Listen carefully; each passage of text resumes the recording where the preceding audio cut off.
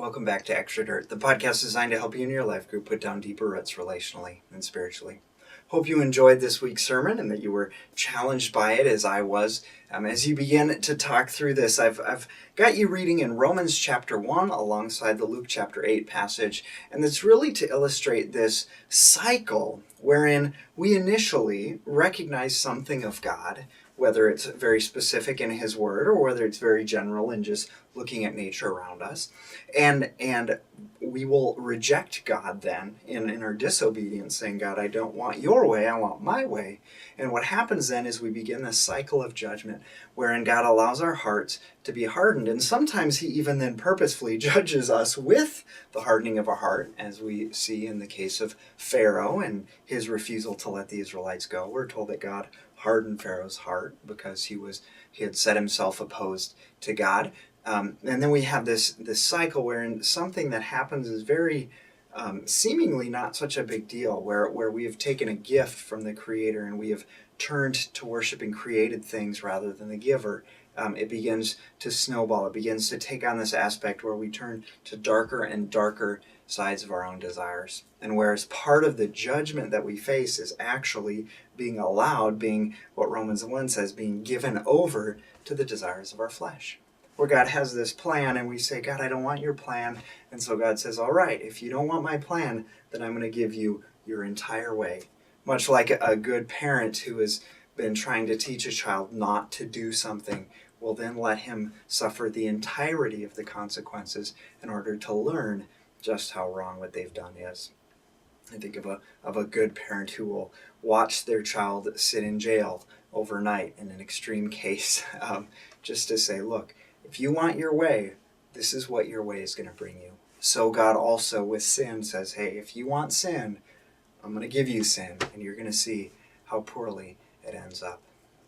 I also bring up this idea of descriptive versus prescriptive passages in Scripture, and this is a good lesson for you to learn just in general reading of the Scriptures, that sometimes there are times in which God describes a reality or an event that's just there to show us some reality, and not necessarily to say, go and do this. For instance, we have the story of David and Bathsheba.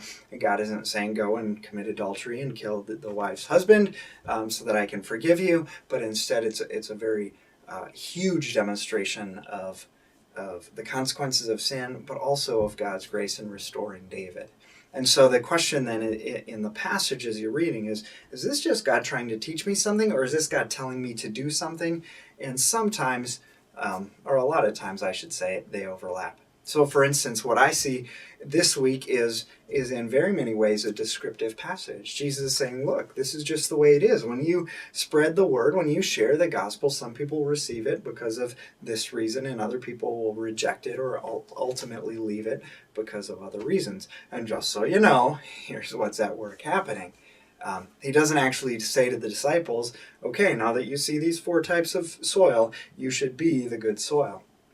Now, if you're smart and if you're wise, you can look at those 4 types of soil and say, well, obviously I want to be the last one, and there might be some changes that you enact in order to strive after being good, fertile soil.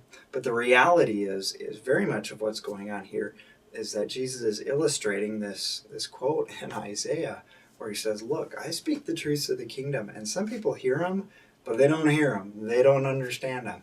And sometimes it's because it's parables, but sometimes, as the parable illustrates, it's because of other reasons. It's because we've hardened our hearts, or because we have been distracted by the cares of this world, or because we just never committed fully in the first place. So, with most Scripture, we can look at it and we can say, how does this affect me? What should I do about this? But we have to be careful not to assume that everything in the Bible is a direct command to be followed. Otherwise, you could come up with some really weird stuff. And then Judas went out and hung himself. It's not a prescription, for instance, for us to hang ourselves. So I hope you enjoyed the discussion. I hope you have a good time with it. And I hope it begins to change a little bit of the ways in which you look at God and how He can be good and exist in a good world while simultaneously there is sin. In terms of practical considerations this week, I'd urge you to consider the message that your setting sends to the members of your group. In other words, when I walk in the door, is this a place where I feel comfortable, at ease, like I belong, or is it something a little bit more sterile?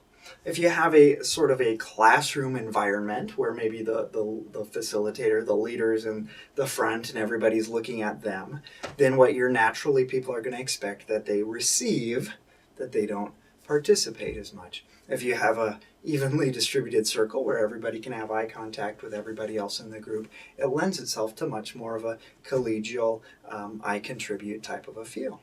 If I walk in and it's super, super hot, that might make me uncomfortable, or if it's freezing cold, the same thing as well. And when I'm not comfortable, I don't feel as prone to get engaged and really involved. Is the chair I'm sitting in cozy, or is it super uncomfortable? The way in which your group dynamic plays out is very much related to the atmosphere. And so for some of you, if you're meeting in a home, it's very easy to have that nice, comfortable atmosphere. But if you're meeting, say, in a classroom here at church, that can be very, very difficult to accomplish. You might have to get creative with ideas of some background music when people are coming in, or food, or you name it. Find ways to be creative and to make your space feel comfortable and cozy in a way that it will build trust rather than create barriers to people feeling comfortable. So a comfortable atmosphere means a comfortable group very often, which means an effective and a productive time of transparent and sincere conversation in your group. We hope that you have such a discussion this week, transparent and productive, and we hope that you leave challenged and encouraged and convicted and loving God just a little bit more, and the people in your group a little bit more as well. That's all I've got for you this week. Hope it's a great one. We'll see you back here next week. God bless.